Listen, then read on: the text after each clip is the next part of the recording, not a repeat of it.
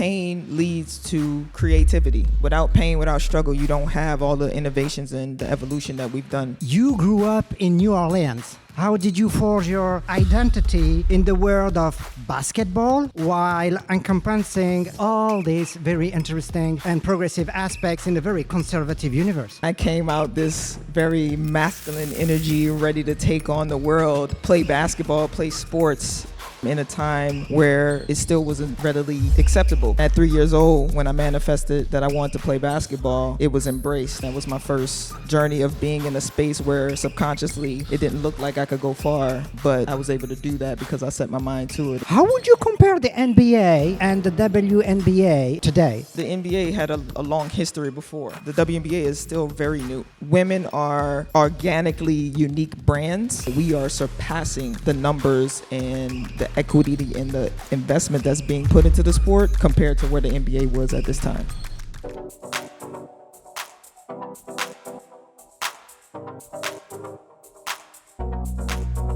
So next up, let's talk about the topic of sports. I mentioned earlier that this is not the world that I understand deeply, but even I know enough that there are fans and there's sports infrastructure, and then there are athletes. But rather than hearing from me, today you'll be hearing from people who actually know a lot about the space, including Jori Davis, who built her entire career in the women's NBA and built a career overseas without agents, without infrastructure, without support, and knows about the pain points that exist in this ecosystem. And today's conversation is going to be hosted by Noa from Don't Quit Ventures, one of the funds that Allocator One is pleased to have backed. And he knows a lot about this sector, given that his fund is primarily backed by rappers and sports folks. So let me share the floor so that you can all learn more about allocating in this particular sector. My man, thank you. Hello, everyone. It's been a year. Time flies. Jori, good morning. We're livening it up. The party's here. Let's go, Noah. My man. Let's go. My man. Hey, enjoy a bit, huh? It's beautiful. All right.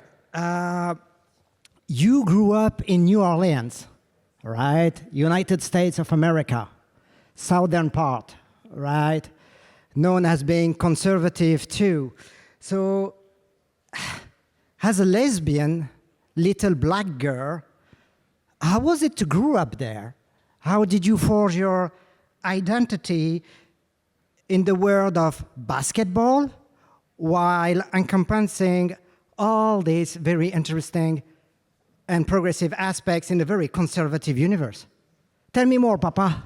Yeah. New Orleans, Louisiana. You know, as I like to say it, you know, everyone knows the stigma, but you know, with my family and my mother, of course, my mother was a prissy woman, and I came out this very masculine energy, ready to take on the world, play basketball, play sports, in a time where it still wasn't readily acceptable for me and what they wanted for me. But also, you know, my family, I will say we weren't poor. We were broke sometimes, but we weren't poor. And in New Orleans, we were very rich in culture, very rich in community, very rich in spirituality, good food. And so for me, it was something where I was able to dream.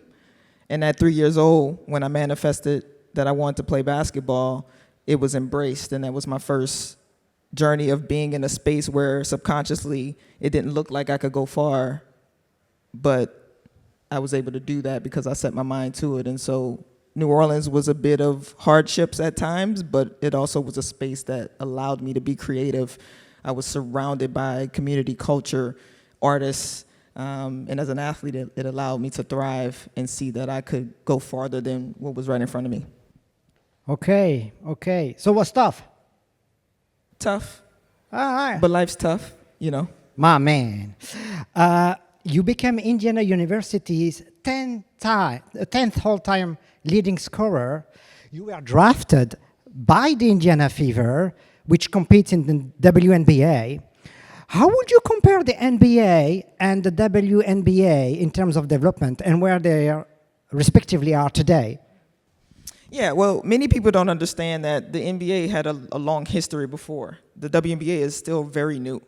But I think the biggest opportunity that many aren't looking at when it comes to investing into women is that we are totally different. Women are organically unique brands. We can go into the fan bases and the communities much different than our male counterparts. So when you talk about marketing, when you talk about brand equity and the opportunity to generate revenue in totally unique ways, women have that, and they've been blowing it out the park. And so the difference is, one, also resources. Obviously, those things aren't there for women yet. TV isn't really there yet, but it's growing. But however, if you look at the NBA and where the WNBA is now, we are surpassing the numbers and the equity and the investment that's being put into the sport compared to where the NBA was at this time. So there's still a way to go for the women. Still a way to go, but we're hitting our targets. You know, they're hitting their targets, and they're generating revenue at a speed that was not the same at the NBA when they were at their amateur state, which the WNBA still is. Correct. Also, what struck me for dealing with NBA players every day was that their lack of knowledge of your league, which was crazy. So congrats. I mean, your career is crazy. You played over 10 countries across 14 plus years, right? Which countries would you say helped you shape resilience? And which countries also would you say will have something to teach to the United States of America? Resilience, definitely I'll say playing in Tel Aviv and in Romania. Those two countries were complete culture shocks for me. And also, truthfully, living in the UK my freshman year of high school, I came directly from New Orleans, and so I had a very Creole accent. And my classmates didn't know what I was saying, and I didn't know what they were saying. You know, they were like, want to go out, get a pint after school? I was like, what's a pint? I'm 14. Like, what? You know, so, I mean, those three countries were complete culture shocks, but they were necessary. Everything in life is a hardship, but then it's necessary over time. But I would say those countries definitely taught me a lot. Romania was the hardest for me. I mean, I was in Târgoviște, a town that's in the middle of nowhere. They were talking about the dogs turning to vampires at night. And I was like, okay. So, but I was isolated, very, very isolated at a very low state, away from my family, no good food. So that was hard. But one country that I love that I think America could learn about, Italy. And not so much about their political system, et cetera. Taxes are crazy. But when it comes to maintaining the core value of family, maintaining the core value of quality food, I mean, the food is fresh in Italy.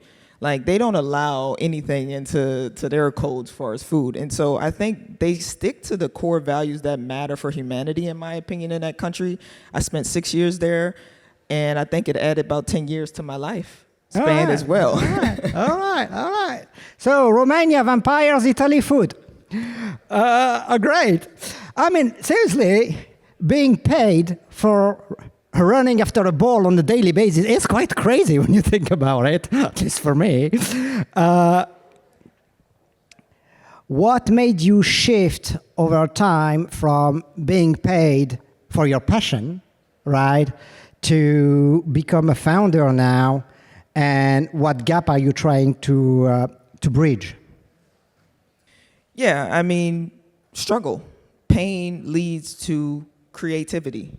Without pain, without struggle, you don't have all the innovations and the evolution that we've done as humanity, as humans. And so for me, it was dealing with contracts across borders, dealing with tax codes across borders, dealing with 80% of agents, if you know, in the sports space. You know, we're not talking LeBron and Messi. We're talking the other 99% of us have agents that are not lawyers. They don't have a legal background. So these are the individuals that are dealing with our contracts.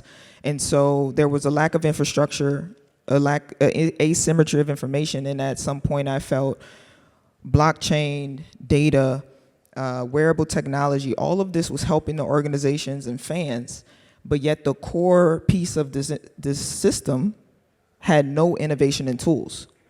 And yet I understood why, because it was my responsibility, it was athletes' responsibility to build something that was bespoke. No one knows our day-to-day journey. No one knows about the other 99% esports athletes that go country to country within a week. They sign 2 contracts in a week. So for me, the reason I got into it was that it was a duty that I felt no one else could create, because it's a lived experience that would allow us to build something that was, in my opinion, very scalable and a huge opportunity in a time where legal tech, AI, and autonomous agents is popping. And I was like, why not now? It's the best time to do something like this for the other 99% across sports, across borders. All right. Well, Jori, thank you so very much for sharing about your life path, your achievements, the progress you're trying to drive there, the progress that the WNBA league still has to do to catch up with the NBA league, about Romania, Italy, and switching from a decade-long athlete to founder today in order to empower more the very sport you've been practicing and players and clubs alike. We are on time, so thank you so very much. Yeah, thank you, Noah. Thank You're you. the man. Appreciate you. Thank you. Thank you.